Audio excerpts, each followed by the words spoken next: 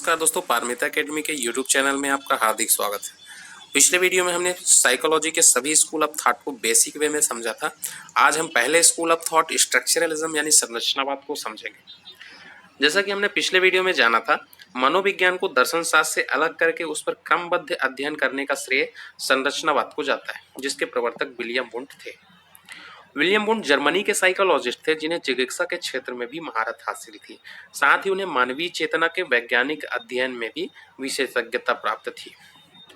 Won't ने सन 1879 में लिप्जिंग विश्वविद्यालय में मनोविज्ञान की प्रथम प्रयोगशाला की स्थापना भी की थी और मनोविज्ञान के स्वरूप को प्रयोगात्मक बना दिया था।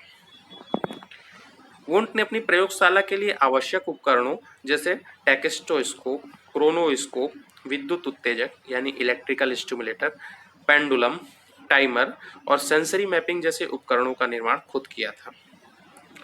असल में हुआ यह था कि सन 1879 में उन्होंने कुछ प्रयोग प्रारंभ किए थे जो उनके अध्यापन का हिस्सा नहीं थे और यहीं से उनके मनोविज्ञान प्रयोगशाला की शुरुआत हुई। इन्हीं सब कारणों से उन्हें दुनिया का पहला साइकोलॉजिस्ट तथा फादर ऑफ एक्सपेरिमेंटल साइकोलॉजिस्ट के नाम से भी जाना जाता है। वुंट का मानना था कि मनोविज्ञान द्वारा चेतन अनुभूतियों का अध्ययन किया जा सकता है। वुंट विचार और संवेदना को रिकॉर्ड करना चाहते थे जिससे वह उनका विश्लेषण कर सके। आपको बता दूं, स्ट्रक्चरलिज्म शब्द वुंट ने नहीं बल्कि एडवर्ड टिचनर ने दिया था। वुंट ने पहले इस स्कूल ऑफ थॉट को वॉलंटरिज्म का नाम दिया था। वॉलंटरिज्म वह सिद्धांत है जिसमें हमारी इच्छा शक्ति मन में उपस्थित सामग्री या कंटेंट को उच्च स्तरीय थॉट प्रोसेस में व्यवस्थित करता है।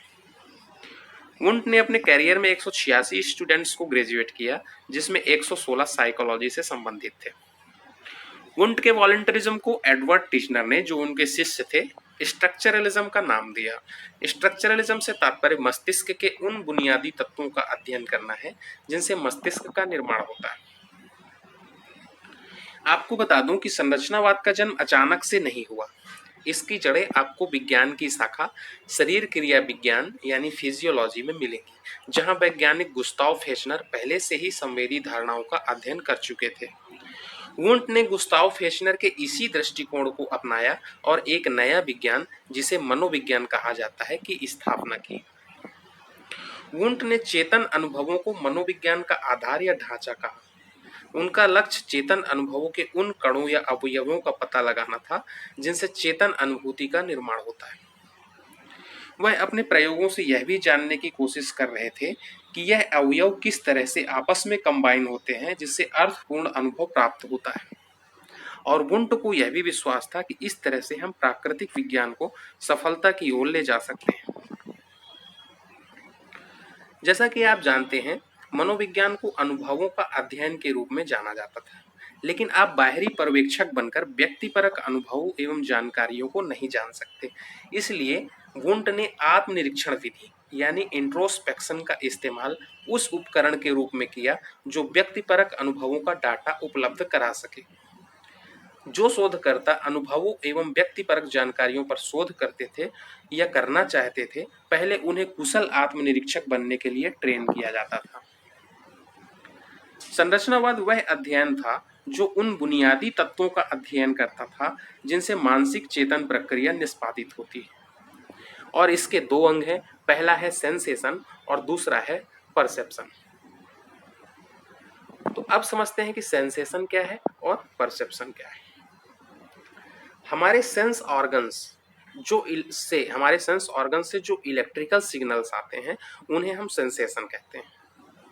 जैसे कि हमारी आंखें, ये सेंस ऑर्गन है, हमारे ईयर, नोज, टंग, तो ये जो सेंस ऑर्गन्स या सिग्नल्स, इलेक्ट्रिकल सिग्नल्स भेजते हैं, इन्हें हम सेंसेशन कहते हैं और ये होते हैं अर्थपूर्ण। तो इस अर्थपूर्ण सिग्नल को अर्थपूर्ण नहीं, अर्थहीन होते हैं।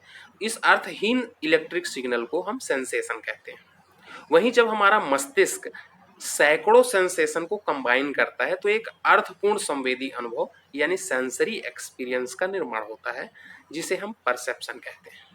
यानी हमारी आंखों ने जो देखा, हमारी आंखों ने जो पिक्चर को अपने इलेक्ट्रिकल सिग्नल्स में बदला, उसे हम सेंसेशन कहते हैं। हालांकि वह अर्थहीन होते हैं, उसमें कोई अर्थ नहीं होता जब तक कि मस्तिष्क उन सिग्नल्स को कंबाइन ना करे, और जब मस्तिष्क उन सिग्नल्स को कंबाइन कर लेता है और उससे एक नया सेंसरी एक्सपीरियंस का निर्माण करता है जो कि अर्थपूर्ण होता है। तो यह थे सेंसेशन और परसेप्शंस। अब बात करते हैं विलियम वुंट और टिचनर के संरचनावाद में फर्क की। जैसा कि आप जानते हैं, संरचनावाद की शुरुआत विलियम वुंट ने की पर उसे पूर्ण किया उनके शिष्य टिचनर ने। तो दोनों के संरचनावाद में कुछ फर्क है, उसे समझते हैं। पहले बात करते हैं वुंट साहब की। विलियम वुंट जी ने चेतन अनुभूति के दो तत्व बताए हैं, जो है संवेदन और भाव, जिसे हम सेंसेशन और फीलिंग कहते हैं। वुंट ने संवेदन को वस्तुनिष्ठ तत्व कहा, जबकि भाव यानी फीलिंग को आत्मनिष्ठ तत्व कहा। वहीं टिश्नर के अनुसार चेतन अनुभूति के तीन तत्व होते हैं और वह है संवेदन, प्रतिमा, अनुराग यानी सेंसेशन, इमेज और अफेक्शन। वुंट का विचार था कि प्रत्येक भाव का अध्ययन तीन विमाओं यानी तीन डायमेंशंस में किया जा सकता है। पहला है उत्तेजना, शांत, दूसरा है तनाव, शिथिलन और तीसरा है सुखद और दुखद। इसे हम भाव का त्रिविमीय सिद्धांत भी कहते हैं। वुंट ने चेतना के तत्वों की दो विशेषताएं बताई थी, गुण और तीव्रता, जबकि टिश्नर ने इनकी संख्या 4 कर दी थी, गुण, तीव्रता, स्पष्टता तथा अवधि। एग्जाम के दृष्टिकोण से ये दोनों पॉइंट बहुत ज्यादा महत्वपूर्ण है। आज हमने संरचनावाद को पढ़ा। अगले वीडियो में हम फंक्शनलिज्म यानी प्रकारवाद को समझेंगे। आई होप कि आपको वीडियो पसंद आई होगी। मिलते हैं अगले वीडियो में, तब तक औरों को यह वीडियो शेयर करिए, पढ़ते रहिए और पढ़ाते रहिए।